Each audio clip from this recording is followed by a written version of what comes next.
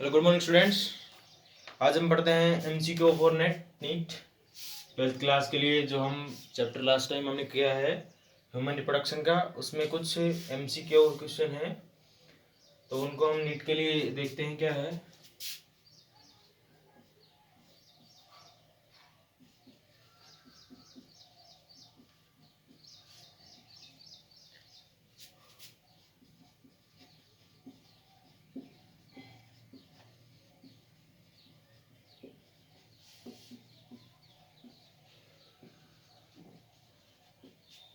तो जो first question है, फीमेल हार्मोन इज,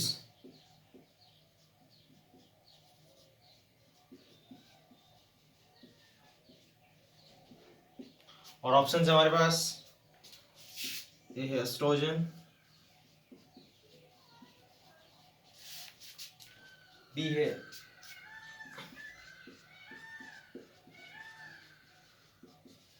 प्रोजेस्टेरोन, सी हमारे पास टेस्टोस्टेरोन और डी हमारे पास लेक्सिन। तो इसमें से आपको पता है कि जो मेल हार्मोन की अगर हम बात कर रहे हैं यहाँ पे, तो जो मेल हार्मोन है वो एस्ट्रोजन है,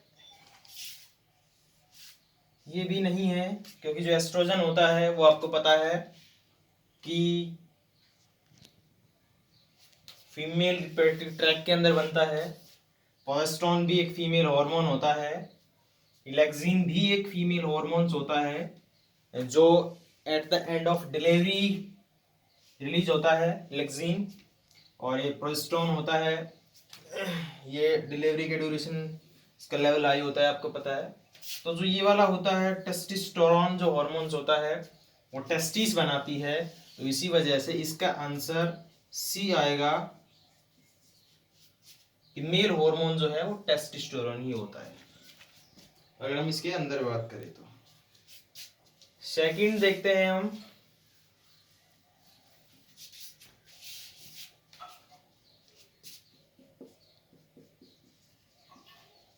निबंकरण इज ए पार्ट ऑफ, उसके ऑप्शंस हमारे पास फिटस, बी है हमारे पास ग्राफियन फॉलिकल,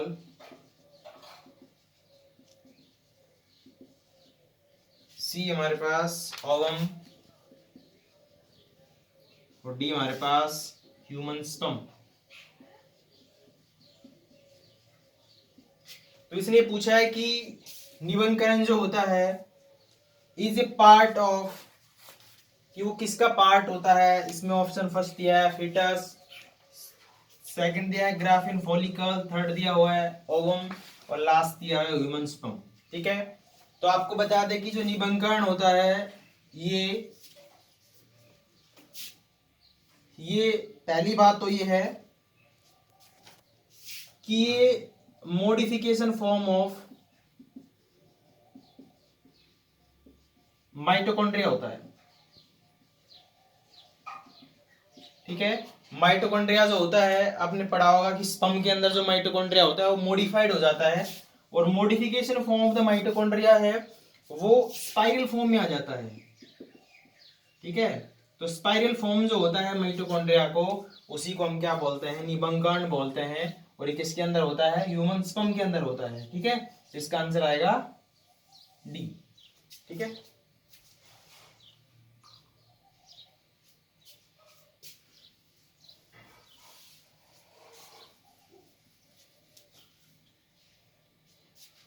थर्ड है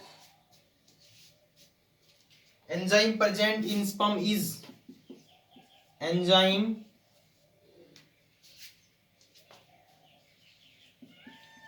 प्रेजेंट इन स्पर्म इज, हमारे पास ए ऑप्शन है स्पर्मिन, बी ऑप्शन हमारे पास स्पर्म लाइसिन,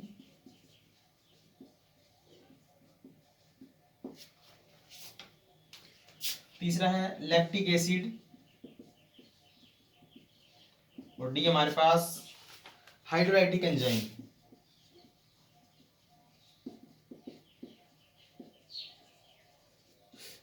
ये थोड़ा सा कंफ्यूजिंग है। इसमें पूछा है कि एंजाइम प्रेजेंट इन स्पर्म, जो स्पर्म होता है उसके अंदर कौन सा एंजाइम प्रेजेंट होता है, और उसके अंदर सिंगल एंजाइम्स कोई नहीं होता, एक कॉम्बिनेशन होता है डिफरेंट उसका एंजाइम्स का, उसको हम स्पेसिफिक नाम देते हैं, आपने पढ़ा होगा। तो ये बिल्कुल नहीं है, स्पर्मिन नहीं है, लैक्टिक एसिड बिल्कुल नहीं है, ठीक है। हाइड्रोलाइटिक एंजाइम्स और इन दोनों में थोड़ा सा कंफ्यूजन है, ठीक है। हाइड्रोलाइटिक एंजाइम्स वो एंजाइम्स होता है जो डिजोल्व करता है किसी भी चीज को, ठीक है। तो ये हाइड्रोलाइटिक एंजाइम्स जो है वो ये हम कह सकते हैं कि जो उसके पास जो एंजाइम्स होता है वो एक टाइप होता है हाइड्रोलाइटिक एंजाइम्स का, बट ये उसको स्पेसिफिक नाम नहीं दे सकते हम, तो ये भी क्या हो गया, गलत। हाइड्रोलाइटिक का मतलब होता है जो डिजोल्व करता है किसी भी चीज को, ठीक है। तो वो काफी सारे हो सकते हैं, तो इसका आंसर आएगा स्पर्मलाइसिन। स्पर्मलाइसिन जो होता है ये कॉम्बिनेशन होता है, आपको पता है जोनालाइसिन का एंजाइम्स होता है, हाई एलिनोडेज एंजाइम्स होता है, उनका कॉम्बिनेशन होता है जो डिजोल्व करता है किसको, ओवम की जो लेयर्स होती है उनको। तो इसका आंसर आएगा बी, स्पर्मलाइसिन।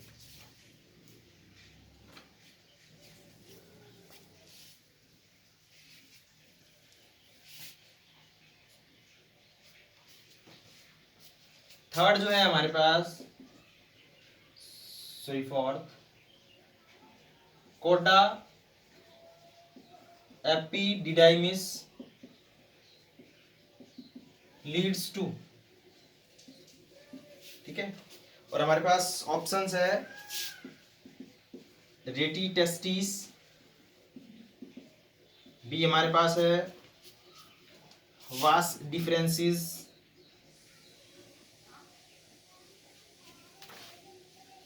थर्ड है हमारे पास वास इफरेंसिस,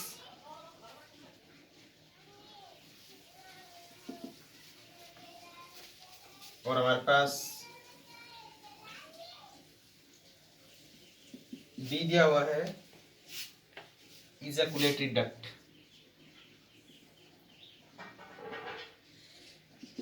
ठीक है, तो इसमें पूछा है कि कोडा एपिडाइमिस जो होता है लीड्स टू, रेटी टेस्टिस दिया है, वास डिफरेंसिस दिया है, वास इफरेंट दिया है, और इजैकुलेटरी डक्ट्स दिया है, ठीक है। तो कोडा एपिडाइमिस क्या होता है, ये जो होता है कोडा एपिडाइमिस, ये जो एपिडाइमिस होता है उसका पोस्टीरियर पार्ट होता है, ठीक है। पोस्टीरियर पार्ट होता है, और इस पोस्टीरियर पार्ट से जो है इससे वास डिफरेंसेस जो होती है वो निकलती है, ठीक है। तो इसका आंसर आएगा बी, रेड टेस्टिस बिल्कुल नहीं है, ठीक है, क्योंकि सेमनीफेरस ट्यूब्यूल्स वगैरह के नीचे आप वो कलेक्शन होता है, वो इन दोनों का काम होता है लेना, और फिर जो होता है वो पहुंच जाता है किसके अंदर, एपिडाइमिस के अंदर। एपिडाइमिस जो है उसके जो उसका पोस्टीरियर पार्ट होता है जिसको हम कॉडा एपिडाइमिस बोलते हैं, उससे ओरिजिन शुरू होता है वास डिफरेंसेस का। Pair of word vas deferens present in the male reproductive systems of human, then it is answered is vas deferens, ठीक है। इजैकुलेटरी डक्ट्स कॉम्बिनेशन होता है 1 2 3 इन सब का, ठीक है। तो ये क्या हो गया, cauda epididymis leads to vas difference.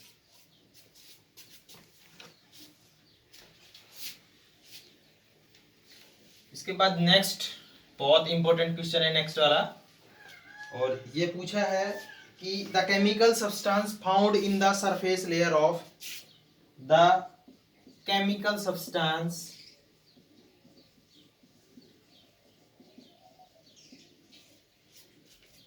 Found in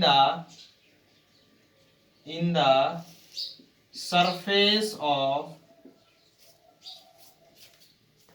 या surface layer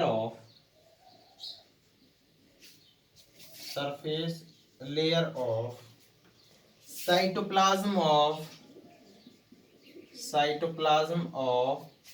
spermatozoa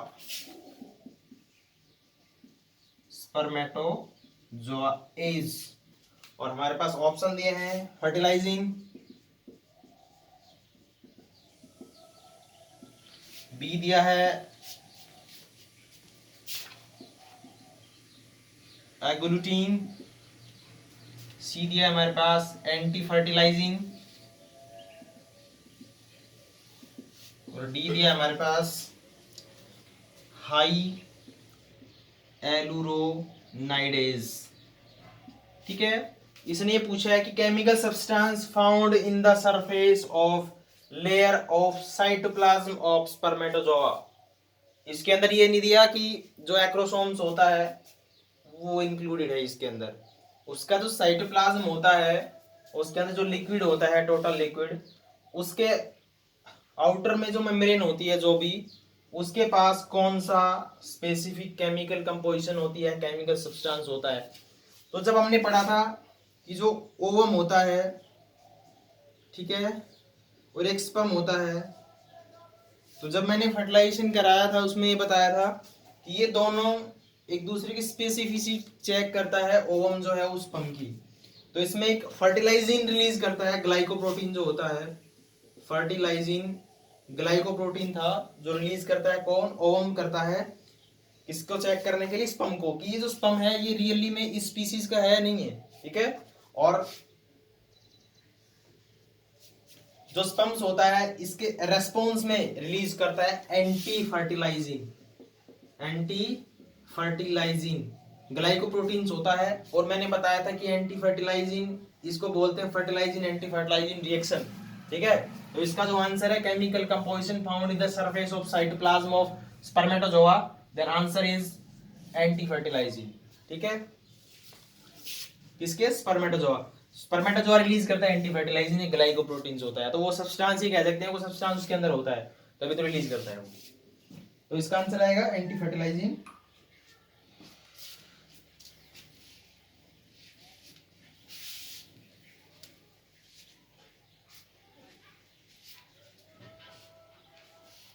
नेक्स्ट है after which cell division, after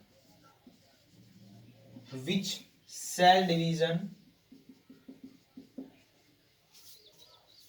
spermatogonia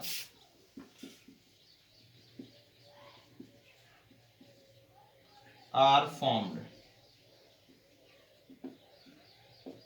ठीक है, और इसमें ऑप्शन फर्स्ट दिया है मियोसिस फर्स्ट, बी दिया है मियोसिस सेकंड, और सी दिया है माइटोसिस, और हमारे पास डी दिया है ए माइटोसिस।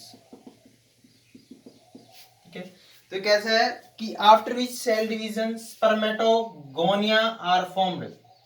ठीक है, तो जो स्पर्मेटोगोनिया होता है, स्पर्मेटोगोनिया, ये स्पर्मेटोगोनिया जो होता है ये आपको पता है कि स्पर्मेटोगोनियम से बनता है। ठीक है, या फिर ये कह सकते हैं कि जो जर्म लेयर्स होती है, जो जर्म सेल्स होती है, उसके बाद बनता है स्पर्मेटोगोनिया। ठीक है, तो आपको पता है कि स्पर्मेटोगोनिया जो होता है वो 2n ही होता है, 2n नंबर ही होता है, क्रोमोसोम नंबर जो होते हैं वो सेम रहते हैं। तो यानी हम बात करते हैं कि स्पर्मेटोगोनियम है या जर्म सेल्स जो है, वो जर्म सेल्स भी 2n नंबर होती है, तो क्रोमोसोम नंबर क्या रखना है, सेम रखना है। तो स्पर्मेटोगोनिया के पास 2n है, और जिससे ओरिजिन हो रहा है उसका भी क्या है, 2n इन नेचर है। तो आपको पता है कि जो यहाँ पे सेल डिवीजन वो होना है जिसके अंदर क्रोमोसोम नंबर जो है वो शुरुआत में हो, पहली बात। तो दूसरी बात ये हो कि वो जो क्रोमोसोम नंबर है वो क्या रहे, कांस्टेंट रहे। तो इसका आंसर आएगा माइटोसिस डिविजन। क्योंकि अगर मियोसिस फर्स्ट होता है तो मियोसिस फर्स्ट के अंदर क्या आता है कि क्रोमोसोम जो नंबर होते हैं वो रिड्यूस हो जाते हैं, हाफ हो जाते हैं।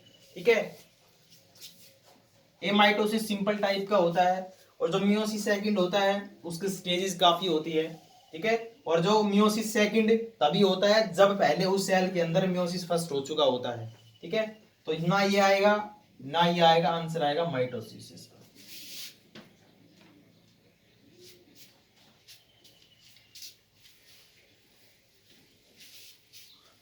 नेक्स्ट है इसके अंदर secondary sexual character is, a secondary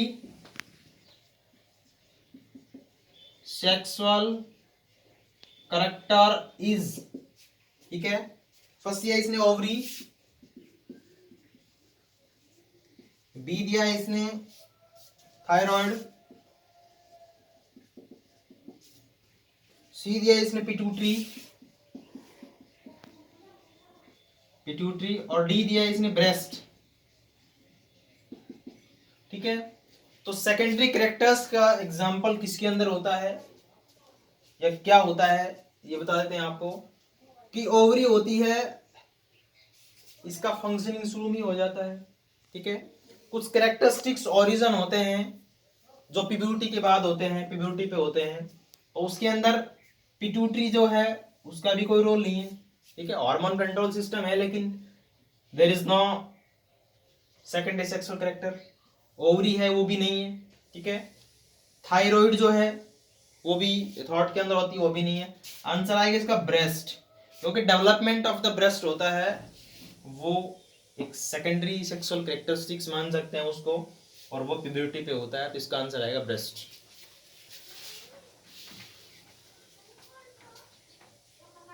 next है main function of corpus luteum is, main function of corpus luteum is, main function of corpus luteum is. ठीक है, ऑप्शन दिया है इसने सिक्रीट प्रोजेस्टेरोन,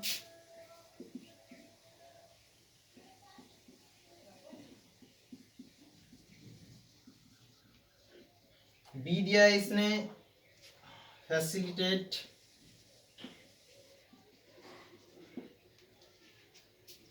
ओवुलेशन, सी दिया है इसने फैसिलिटेट फर्टिलाइजेशन, और डी दिया है इसने फैसिलिटेट पासेज ऑफ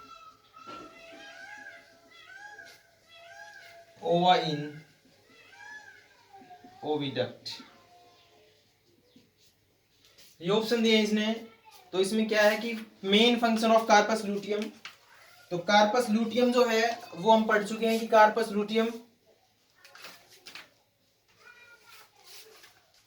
लूटियम जो होता है वो आपको पता है कि ग्राफियन फॉलिकल की जो ग्रेनुलोसा जो सेल्स होती है वो मॉडिफाइड होकर कार्पस लूटियम बनाती है। और कार्पस लूटियम आपको पता है कि ड्यूरिंग डिलीवरी 1 या 2 मंथ तक एक स्पेशल हार्मोन्स रिलीज करता है जिसका नाम होता है प्रोजेस्टेरोन। ठीक है, फैसिलिटेट ओवुलेशन, ओवुलेशन के अंदर इसका कोई रोल नहीं है प्रोजेस्टेरोन का। ठीक है, फर्टिलाइजेशन जो है इसके अंदर भी इसका कोई रोल नहीं है।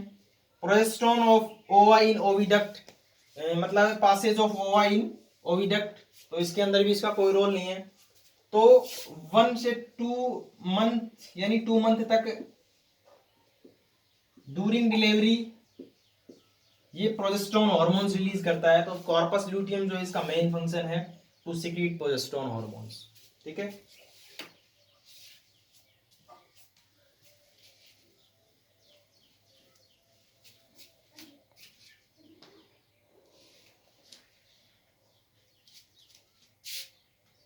नेक्स्ट है antrum is the cavity of, और ऑप्शन इसके अंदर ओवरी, बी है इसके अंदर ब्लास्टुला, सी है इसके अंदर गैस्टुला,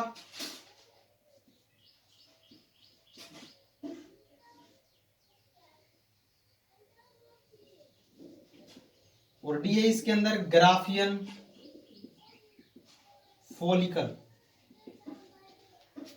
इसका अंदर सीधा सा है, ओवरी जो होती है उसके अंदर भी कोई आपने सुना नहीं होगा एक एंट्रम नाम की कोई कैविटी प्रेजेंट होती है, उसके पार्ट के अंदर हो सकती है लेकिन पर्टिकुलर ओवरी के अंदर नहीं होती। ठीक है, टिश्यू की बनी हुई होती है ओवरी, तो ये आंसर भी क्या, ऑप्शन में क्या होगा गलत। ब्लास्टुला जो होता है इसके अंदर जो कैविटी होती है हम उसको बोलते हैं ब्लास्टोसिस्ट या ब्लास्टोसिस, ब्लास्टोसील। ठीक है, ब्लास्टोसिस्ट बोलते हैं ब्लास्टुला को, और उसके अंदर जो कैविटी होती है उसको हम बोलते हैं ब्लास्टोसिस्ट।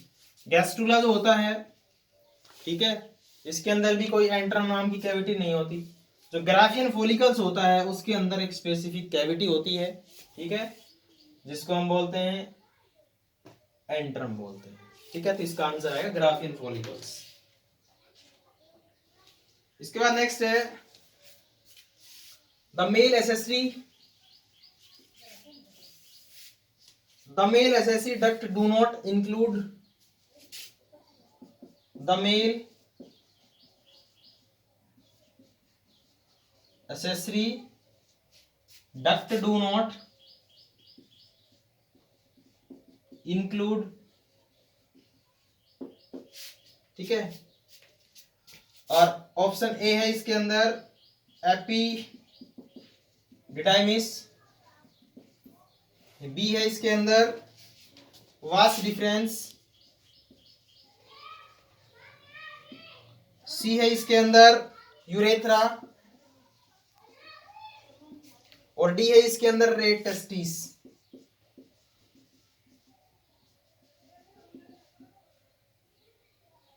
ठीक है, तो इसके अंदर ऑप्शन के अंदर 4 चीज दी हुई है, इनमें से आपको वो निकालना है जो मेल एसेसरी डक्ट होती है उसके अंदर जो नहीं होता, ठीक है।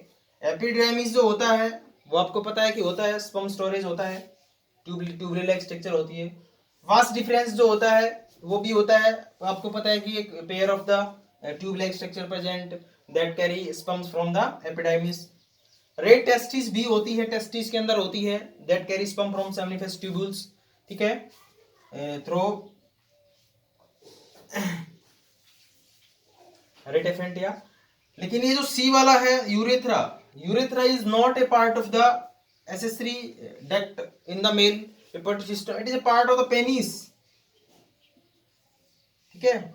in the inner part of the penis there is tubular like structure that is known as urethra, and urethra is not included in the accessory duct in the male. Then the answer is urethra. Urethra is not included in the male accessory duct, ठीक है।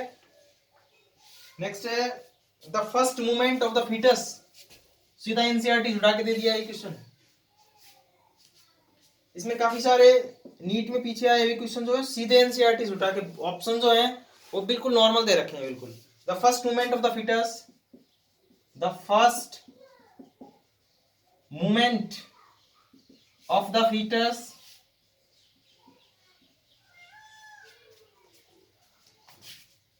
Generally observed in, ठीक है। और ये आपको month का नाम बताना है, ए है थर्ड मंथ, बी है सेकंड मंथ, सी है 5th मंथ, और डी है आपके पास 1st मंथ, ठीक है। तो इसका सीधा आंसर आएगा, कुछ सोचने की जरूरत नहीं है। मैंने कराया था कि जो एम्ब्रियो जेनी होता है उसके अंदर मैंने बताया था कि जो फॉर्मेशंस होता है उसमें, और उसमें मैंने लास्ट लाइन नोटिस कराई थी कि 5th जो एम्ब्रियो होती है वो 5th अगर मंथ की हो जाती है तो उसके अंदर फर्स्ट मूवमेंट जो होती है वो मतलब जनरली ऑब्जर्व कर सकते हैं हम 5th मंथ पे। इसका आंसर आएगा 5th, ठीक है। नेक्स्ट मोस्ट इंपोर्टेंट, सीधा एनसीईआरटी उठा के दे दिया ये, seminal plasma in human rich in,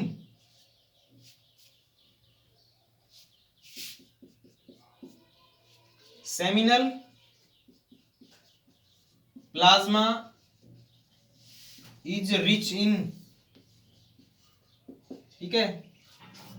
seminal plasma क्या होता है, सीमेन के अंदर अगर हम स्पर्म को हटा देते हैं तो वो जो हमारा फ्लूइड बचता है उसको हम बोलते हैं सेमिनल प्लाज्मा, ठीक है। तो सेमिनल प्लाज्मा जो होता है उसके अंदर ऑप्शन दिया है इसने fructose plus calcium but no enzyme, B दिया इसने glucose plus enzyme but no calcium. C दिया है इसने फ्रक्टोज प्लस एंजाइम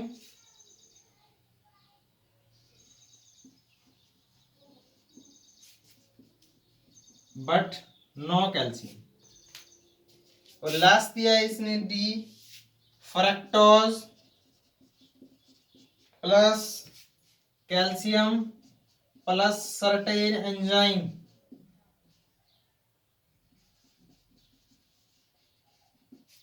तो इसको ध्यान देना एक बार कि इसके अंदर सेमिनल जो प्लाज्मा होता है इज रिच इन, ठीक है। सेमिनल प्लाज्मा जो होता है वो आपको पता है कि उसके अंदर फ्रक्टोज कन्फर्मली होता है। तो इसके अंदर ये वाला जो ऑप्शन है इसको तो आप पहले हटा दो, ठीक है। फिर उसके अंदर कैल्शियम आयन भी होता है, ठीक है, ठीक है। तो इस वाले को भी हटा दे क्योंकि इसके अंदर नो कैल्शियम दे रखा है, ठीक है। उसके अंदर एंजाइम भी होता है तो ये भी हटा दे क्योंकि इसके अंदर बट नो एंजाइम दे रखा है।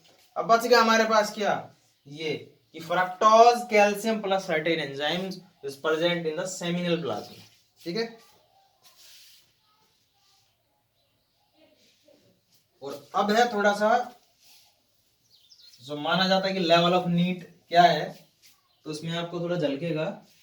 लास्ट के जो 2 क्वेश्चन है उसमें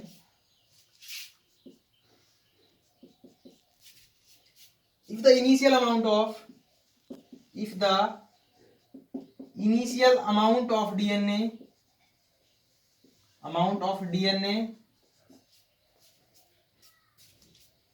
in a spermatogonium is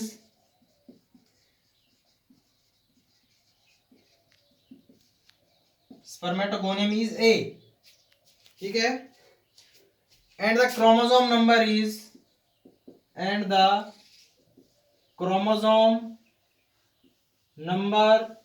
is X, ठीक है। what is the amount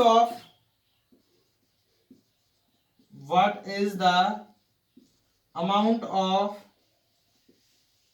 DNA and number of chromosome in secondary spermatids,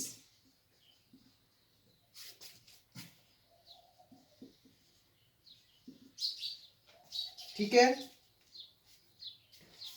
spermatocyte. तो इसने बहुत बताया है कि जो स्पर्मेटोगोनियम है उसके अंदर हमारे पास a amount of the DNA present है और जो क्रोमोसोम नंबर है वो एक्स है। Then what is the amount of DNA and number of chromosome in secondary oocytes। तो आपको पहले पता है कि भाई इसके अंदर ऑप्शन पहला दिया है ए का हाफ एक्स का हाफ, बी दिया है इसने ए एक्स, सी दिया है इसने ए का हाफ एंड एक्स, और डी दिया है इसने ए और एक्स का हाफ, ठीक है। तो पूछा है इसने कि जो सेकेंडरी हमारे पास स्पर्मेटोसाइट्स बनेगा उसके अंदर जो ये डीएनए की अमाउंट है और ये क्रोमोसोम जो नंबर है उस पर क्या इफेक्ट आएगा, ये पूछा है इसने। तो भाई आपको पता है कि सेकेंडरी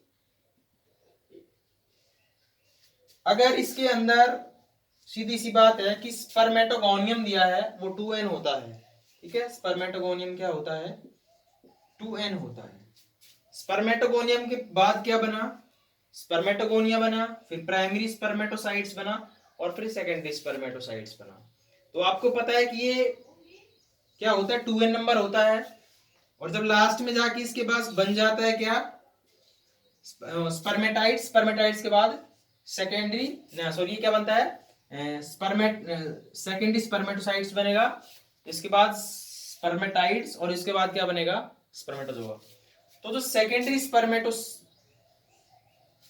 होता है वो बनता है प्राइमरी से, और प्राइमरी किससे बनता है? स्पर्मेटोगोनिया से। तो पहले के अंदर तो क्या होता है, एक जब इसके अंदर डिवीजन होता है, कौन सा? Meiosis first. तो जब म्योसिस फर्स्ट के ड्यूरेशन इसके क्रोमोसोम नंबर जो होते हैं वो क्या हो जाते हैं? हाफ हो जाते हैं, ठीक है। और ये जो सेकेंडरी स्पर्मेटोसाइट्स होता है इसके बाद होता है म्योसिस, कौन सा? सेकंड। उसके बाद क्रोमोसोम नंबर सेम रहते हैं। तो इसके यहां तक की कंडीशन क्या है कि क्रोमोसोम जो नंबर है वो क्या हो गए, यहाँ पे हाफ हो गए हैं, ठीक है। एक हमारे पास सॉल्यूशन हो गया कि क्रोमोसोम नंबर एक्स दिया है, तो इसके अंदर क्रोमोसोम नंबर जो है वो एक्स का हाफ आएगा, ठीक है। पहली प्रॉब्लम खत्म, ठीक है। तो इसके अंदर एक्स का हाफ क्या दिया है, ये यहाँ पे दिया है और ये यहाँ पे दिया है, तो हमारे पास ये भी कट गया और ये भी आंसर नहीं आएगा। अब बचता है ये दो, ये वाला और ये वाला, ठीक है। डीएनए का जो अमाउंट होता है, चाहे स्पर्मेटोगोनिया हो, स्पर्मेटोगोनियम गोनियम हो, चाहे कोई भी हो, उसके अंदर क्या होता है कि जब सेल जो स्टेज आती है तो उसके अंदर एक एस फेज होता है। उस एस फेज के अंदर अगर आपने 11th के अंदर सेल साइकिल आई होगी, तो उस सेल साइकिल के अंदर क्या है कि जो डीएनए का अमाउंट होता है वो डीएनए का अमाउंट हाफ हो, मतलब डबल हो जाता है, मतलब सेल डिवीजन होने से पहले। तो इसके अंदर जो डीएनए का जो अमाउंट होता है उसमें कोई इफेक्ट नहीं आएगा, इसलिए आंसर आएगा कि डीएनए का जो अमाउंट होता है वो सेम रहेगा, तो आंसर आएगा इसका ये वाला, ठीक है। और सेकंड लास्ट है हमारे पास, और ये जो दो नेक्स्ट क्वेश्चन है ये बहुत इंपॉर्टेंट है और मैक्सिमम चांसेस होते हैं इनके आने के, मतलब टाइप का यही आएगा, घुमा देता है थोड़ा बहुत। If a female age is